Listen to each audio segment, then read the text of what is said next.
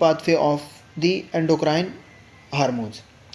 अब इसके अंदर एंडोक्राइन हार्मोन्स के अंदर आपने जितने भी सिग्नलिंग पाथवे, ये हम कल भी डिस्कस कर रहे थे CMP। अब आपने ये याद रखना है कि आपके दो टाइप्स के सेल सरफेसेस होते हैं, रिसेप्टर्स होते हैं। एक सेल के जो सेल के सरफेस के ऊपर एक्ट कर रहा होता है, और एक आपके इंट्रा सेलुलर रिसेप्टर्स होते हैं। यानी कि दो टाइप्स के होते हैं रिसेप्टर्स, एक सेल के सरफेस पे और एक इंट्रा सेलुलर। जो सेल के सरफेस के ऊपर होते हैं वो आपके होते हैं वाटर सेलुबल, और जो इंट्रा सेलुलर होते हैं वो है लिपिड सेलुबल। यानी कि आपके वाटर सेलुबल कौन से होते हैं? वाटर सेलुबल, जिसके अंदर आपके पेप्टाइड्स आ जाते हैं, कैटाकोलामाइंस आ जाते हैं। और जो लिपिड सेलुबल है, लिपिड सेलुबल है, उसके अंदर आपके स्टीरॉइड्स आ जाते हैं और थायराइड आ जाते हैं।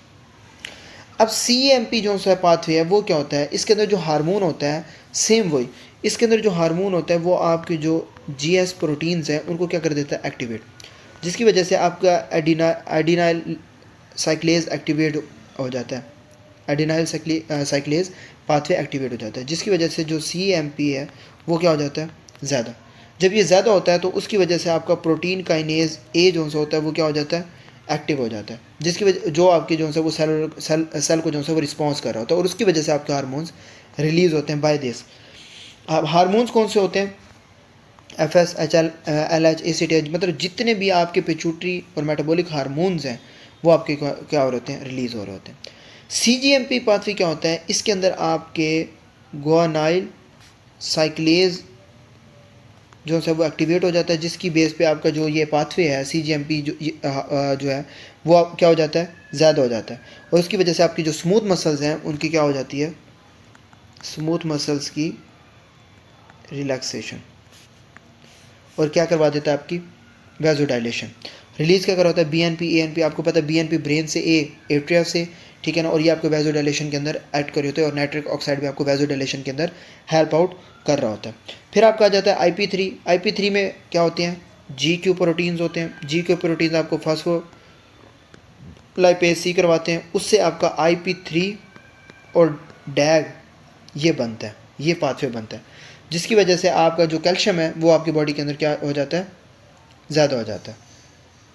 और इसके अंदर जो हार्मोन्स आते हैं वो आपके कौन से होते हैं? जो स्मूथ मसल्स की रिलैक्सेशन कंट्रैक्शन करवा रहे होते हैं, और जो सिक्रीशंस है उनमें हेल्प आउट कर रहे होते हैं। यानी कि gonadotropic releasing hormone oxytocin uterine की कंट्रैक्शन करवा रहा होता है, ADH रीअब्जॉर्प्शन करवा रहा होता है, और thyroid releasing hormone, thyrotropic releasing hormone, histamine, endogenesis 2, gastrin, जितने भी हार्मोन्स होते हैं ये आपकी स्मूथ मसल्स की कंट्रैक्शन और सिक्रीशंस के अंदर हेल्प आउट कर रहे होते हैं।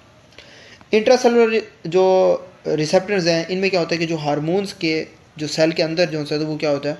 जो सेल हार्मोन सेल्स हैं उनके अंदर क्या हो जाते हैं? डिफ्यूज़ हो जाते हैं इंट्रासेलुलर रिसेप्टर्स सेल के अंदर। उसमें जो रिसेप्टर्स के साथ जो है वो बाइंड हो जाते हैं। उसके बाद जो DNA है उस पर जाकर जीन की ट्रांसक्रिप्शन होती है, और उसके बाद जो है आपके हार्मोन्स हैं, यानी कि progesterone, oestrogen, testosterone, cortisol, aldosterone, यानी कि इनका स्लो होता है लेकिन लॉन्ग टर्म इफेक्ट होता है इंट्रासेलुलर रिसेप्टर्स का। रिसेप्टर काइनेज मैंने अभी आपको समझा दिया कि इंसुलिन किससे हेल्प ले रहा होता है? टायरोसिन काइनेज से। इससे आपकी जो है वो क्या होता है? रिसेप्टर की एक्टिवेशन होती है, ऑटोफॉस्फोराइलेशन होती है, और आपका MAP काइनेज पाथवे जो है वो एक्टिवेट हो जाता है। और हार्मोन्स कौन कौन से होते हैं?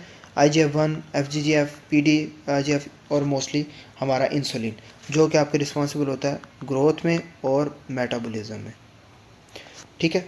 फिर आ जाता है नॉन रिसेप्टर टायरोसिन काइनेज। इसमें क्या होता है कि जो रिसेप्टर्स जो होता है वो एक्टिवेट कर देते हैं जैक पाथवे को। किसको? जैक या स्टेट पाथवे को। इसकी वजह से आपकी स्टेट की फॉस्फोराइलेशन होती है, और जीन की जो है वो ट्रांसक्रिप्शन में जो है वो हेल्प आउट कराता है। हार्मोन्स कौन कौन से हो रहे होते हैं? वो हार्मोन्स जो आपकी ग्रोथ, हिमेटोपोसिस और इम्यून की रेगुलेशन के अंदर जो सा होता है वो हेल्प आउट कर रहे होते हैं। तो यहाँ पे इम्यून सिस्टम को उन्होंने लिखा हुआ है। क्लियर?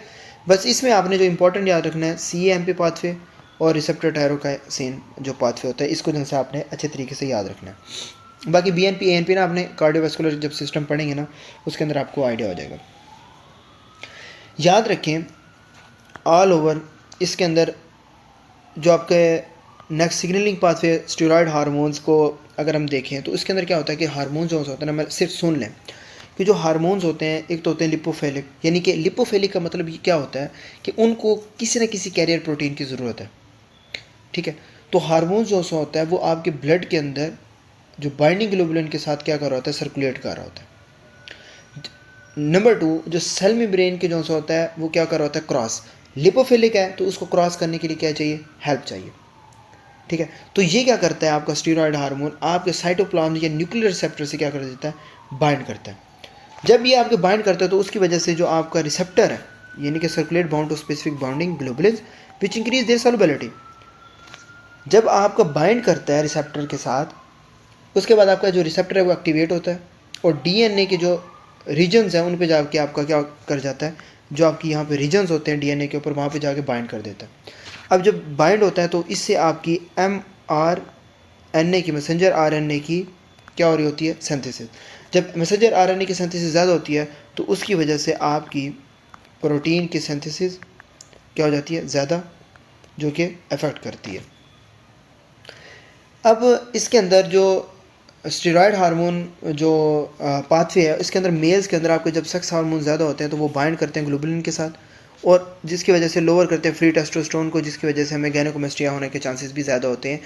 बॉडी के अंदर का टेस्टोस्टेरोन मेल के अंदर आपका जो है वो ज़्यादा हो, सेक्स हार्मोन ज़्यादा हो रहे हो, तो आपको जो गायनेकोमेस्टिया है वो कंडीशन है, आप एक दफ़ा गूगल पे जाके उसकी इमेज देखें तो वो क्या हो जाती है, ज़्यादा। फीमेल के अंदर डिक्रीज़ होता है आपका SHBG which decrease your free testosterone leads to gynaecomastia. अगर आपका सेक्स हार्मोन बाइंडिंग ग्लोबुलिन्स आपका SHBG ज़्यादा है तो वो आपका टेस्टोस्टेरोन जो सा होता है वो ज़्यादा करता है, और आपको फीमेल्स के अंदर आपका अगर ज़्यादा होता है तो उसमें आपको जो बाल वगैरह हैं वो आपको फीमेल्स में आना स्टार्ट हो जाते हैं। यानी कि आपका सेक्स हार्मोन बाइंडिंग ग्लोबुलिन्स अगर आपका मेल के अंदर अगर ज़्यादा है तो उसकी वजह वो क्या करेगा, आपके जो फ्री टेस्टोस्टेरोन है वो क्या कर देगा, कम, जिसकी वजह से क्या हो जाएगा, गायनेकोमेस्टिया। और यही सेक्स हार्मोन बाइंडिंग ग्लोबुलिन जो है विच इज़ SHBG, ये आपका अगर कम है यूजुअली फीमेल्स के अंदर, तो ये आपका फ्री टेस्टोस्टेरोन जो है वो ज़्यादा कर देता है, और आपके जो फीमेल्स हैं उनके जो चेहरे हैं उनके ऊपर क्या होना स्टार्ट हो जाते हैं, बाल ग्रो होना स्टार्ट हो जाते हैं। एक और चीज़ याद रखें कि जो आपका एस्ट्रोजन है वो अगर आप यूज़ करते हैं ओरल कॉन्ट्रासेप्टिव पिल्स आपके प्रेगनेंसी के अंदर, तो वो भी आपके सेक्स हार्मोन बाइंडिंग ग्लोबुलिन्स को आपके क्या कर देता है, ज़्यादा कर देता है, ठीक है। अच्छा जी, फिर अच्छा एक ना यहाँ पे एक MCQ आप देख लें कि जो CMP पाथवे है ना आपका, अगर एक्टिवेट होता है तो आपने याद रखना है कि it is a second messenger pathway. Vasodilation के लिए आपको जो CGMP है वो ANP और BNP को जो सा रिलीज़ करवा रहे होते हैं। कैल्शियम रिलीज या कॉन्ट्रैक्शन के लिए आपके IP3 जो होता है वो रिस्पॉन्सिबल होता है। जीन की ट्रांसक्रिप्शन होती है उसके अंदर आपको जो है वो स्टीरॉयड हार्मोन होते हैं। इंट्रासेलुलर जो से होते हैं वो आपके स्लो होते हैं, मतलब लॉन्ग टर्म होते हैं लेकिन स्लो होते हैं। रिसेप्टर टायरोसिन काइनेज के अंदर जो है वो आपके क्या हो रहे होते हैं,